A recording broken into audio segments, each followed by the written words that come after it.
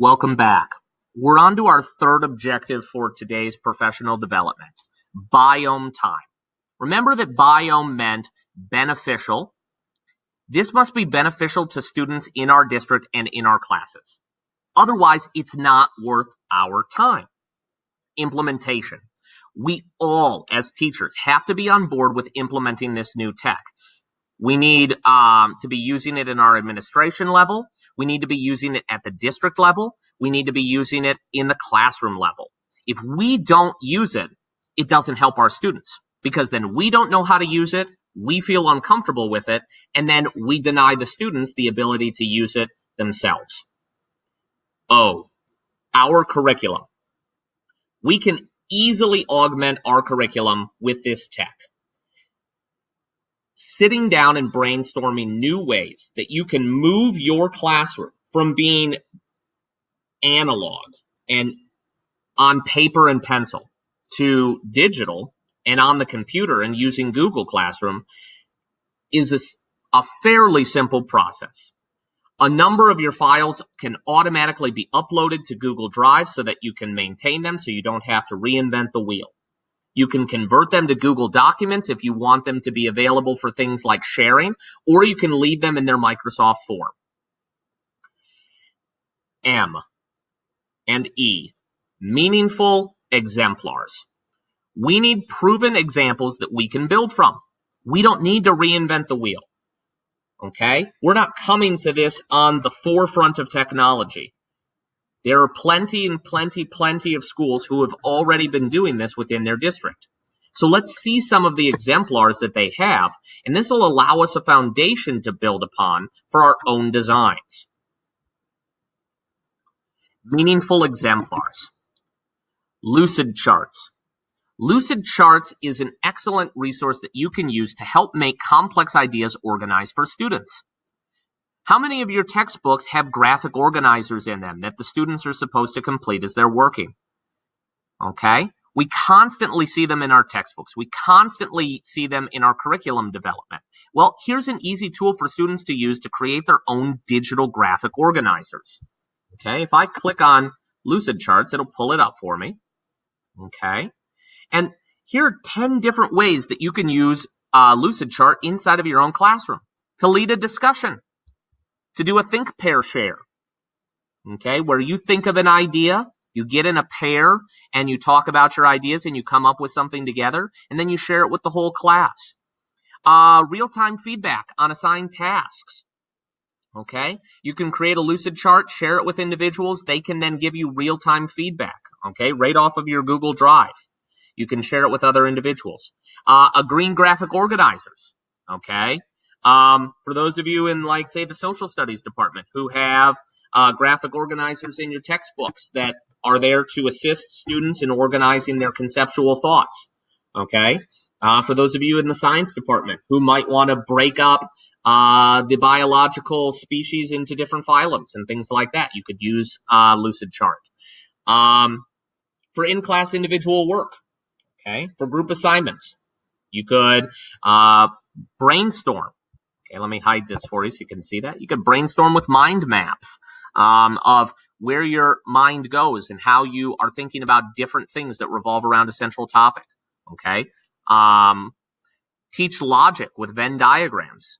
You can go mobile with a tablet learning environment. You can move beyond the classroom. Okay, Lucid Charts is easy to find. It's available right in your Google Drive. Okay. If you go back to it, I've got all these windows open. Let me close some of them down. Okay. If you go to more, you can create a Lucid Chart diagram. There it is right there. Okay. I'll click on it. Check it out. Yep.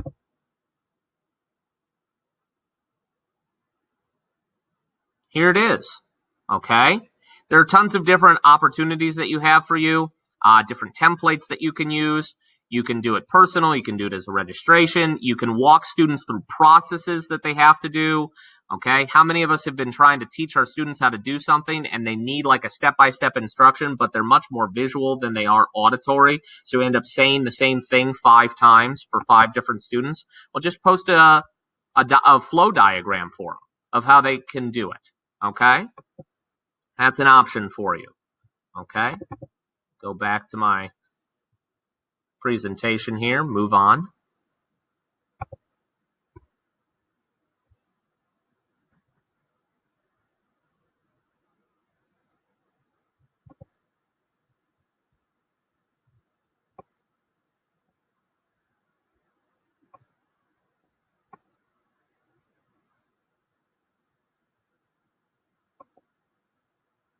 Okay? Another meaningful software that could be available to you if you want is, multimedia tech sets. Let me show you an example of this. What they do is they give students exposure to a topic through a range of different technologies, and they engage kinesthetic, visual, auditory, other types of learners. So let me show you what I'm talking about. Okay, this is an example that was made by Google, so I can't take credit for it. Okay, I'm just going to wait for this to pull up. It's going to bring me over. It's going to bring me up a outline over here on the left. Yep, there it is. Okay, now I'm just going to click down. Okay, it's completely editable and workable. Pick a topic, and now you give them different things that they can do to learn along the way. Okay, so text and media that's going to teach me about, in this case, it was avalanches. Okay, now I changed the topic to overpopulation. It was part of a project that I was doing. But avalanches. So the teacher had a YouTube video. Okay, and he tells them, okay, something that he wants them to learn or think about.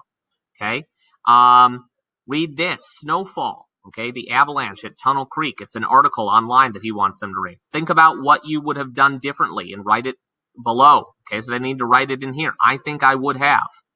Okay, a thing link. Okay, how do avalanches happen? He wants you to go to the document. Okay, and add a row. Okay, so he's created a Google document for them. They're going to go in and add a row to it, and they are going to list. Okay, he's going to send them to this document. Where is it? Let's see. Okay, and he is going to add, okay, one thing that they learned. Now, remember, they can't write what somebody else has written. Oh, no. So they have to actually go in and they have to change it. Okay, but if they don't get there quick enough, okay, because they're dilly-dallying around, well, now they're going to have to do more work. Okay, what is it? What is a thing link? I was wondering what it was too. Let me show you what it is. Here's a thing link. Okay, here's a picture of an avalanche, and then if we hover over these different bullets, he's got all of these different websites that he's built in: avalanche safety, avalanche and snow slides, articles, preparedness, videos on avalanche, avalanche 101, all of these different things. And the kids can just work through this and work around it. Okay, a blend space.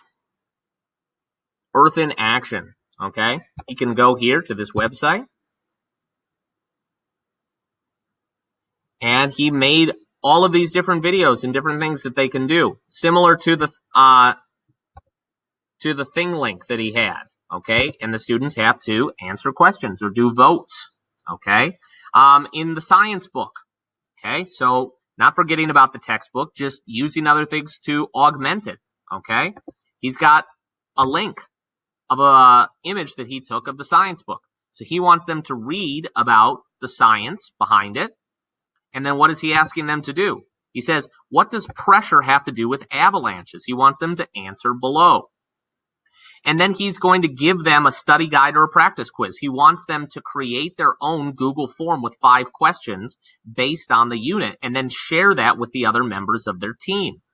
Okay, they copy and paste the URL and they to their response sheet, and then they throw it into this multimedia tech set. Now they have access to all this stuff. And they did all of these projects through a number of days, okay, with their teacher's help, and they're ready to go on and explore and do all sorts of fun things. What are some other meaningful exemplars that we see out there? Now, student websites. Student websites are a great and unique way to allow students to create something for an authentic audience that displays their interest. If the students believe that their peers or others that they find important might be able to have access to this because it's online, then they're going to step it up and they're going to improve the way that they actually use the software.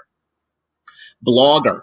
Blogger is a Google-based, Google-owned blog company. Didn't used to be. It is acquired by Google now. And you can have your students engage in everything from peer review to online interaction to their development of critical thinking and introspective skills just by maintaining a blog, okay, that they share with other students. That is a formative assessment that they have throughout the course of their time. Okay, maybe they have to upload the number of examples of their work onto their blog, and they have to put links on there every week of articles that they found that relate to a topic that they've been talking about in class. Okay, YouTube videos are a great source for tutoring. You can even have your students create their own YouTube videos. Okay, all of these screencasts that I'm making for you could be uploaded onto my YouTube channel automatically, and then they could be accessed by anybody depending on what kind of viewership I want to have of them. Okay. If a student's struggling to understand a topic, well, there's probably a video out there that'll help them to understand it far better than they would just by simply listening to us sometimes. Okay, sometimes it takes a different person. Flubberoo. Flubberoo is a great little add-on that you can put onto Google Sheets for Foreman Sheets. It grades your quizzes and tests for you. Okay. Pardon me there. With exit slips, you can grade your exit slips quickly. You could grade tests. You could grade quizzes. Easily use this software for a number of different things. Okay? Class websites. Create a class website for you and for your students, and have them start putting resources online so that students never lose them. Okay? You put it online in your Google Classroom or on your Google website, and now that student is going to have access to that whenever they need it. Okay? They are going to be able to utilize that material. Okay? And keep in mind, when I made this presentation, this point where I say there's another way, more on this in next session, I didn't realize that you guys were going to be doing an entire seminar on Google Classroom and how to introduce it. So the other way is to use Google Classroom, and we can talk more about that in future professional development sessions.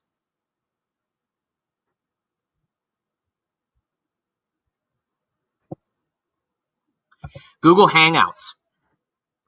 Google Hangouts on air. Let us as teachers record lectures for our students. You're going to be out for the day and you have a sub coming into your room and you don't think they're going to be able to cover the material that you need them to cover. Just record it on a Google Hangout. It automatically gets uploaded to your YouTube channel so students can watch it in the class, or you can have them, or you can have them, you can upload it onto Google Classroom, and the students can access it that way. Okay. You can also have meetings with your students. You can interact using Google Hangouts with other classrooms around the country or even around the world. Google Lit Trips. A couple of people in the English department have used this already. Maybe you haven't. This allows you to dive into a book by using Google Maps and Google Earth to actually visit the places with satellite images that your story is taking place. You can drop down into a street view of many of those locations and actually see what it looks like. Okay, what it might have looked like for the characters in the story when you're reading nonfiction or fiction that's based on actual places. And there are tons and tons and tons of Google Lit Trips that have already been created by other English teachers. So you don't have to reinvent the wheel. You do not have to do it all yourself. Okay. Google Expedition, social studies teachers. Take a peek at this one. How awesome would it be if you were in your geography class with Mr. Razavi and you had the opportunity to go around the world in virtual reality? All you would need would be your cell phone.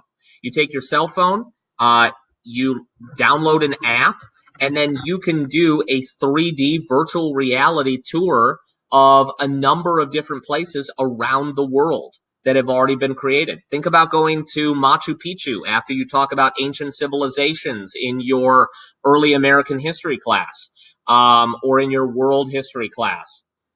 Think about going to the top of the Burj Khalifa in Dubai to see the world's tallest building. Okay, you could see it from the ground up, and you could also jump up to one of the highest floors to view how things would look from the top of the Burj Khalifa. Okay, the choices are endless. Okay, now it's our turn. Try to brainstorm ways that you could use the technology for your students and in your own classroom. Okay, think about new ways that you want to engage with your students. Maybe you've heard about a flipped classroom, but you were never able to do it because our student population didn't have access to computers. Maybe you love doing projects with your students, but you never can because you spend too much time on the textbook. Start assigning the textbook as through online images for students to read, and then go back and spend the time in your class to work on projects. Okay? Change the way that your system works. Look at the different ways that you can use tech. If you don't know, ask. If you need help, ask. There are many, many resources here at Reynolds, beyond myself, to utilize this service. So just ask us for help, and we're more than happy to help you out. Okay? If you have questions based off of this, during our actual session, we used this last time to finish up the last section of the KWL. We wanted to know what people actually learned and what they took away from the Google Suite today. Okay, if you do have any questions, feel free to email me at my school website, at my school email, and I will be more than happy to come and work with you to help you integrate Google into your classroom.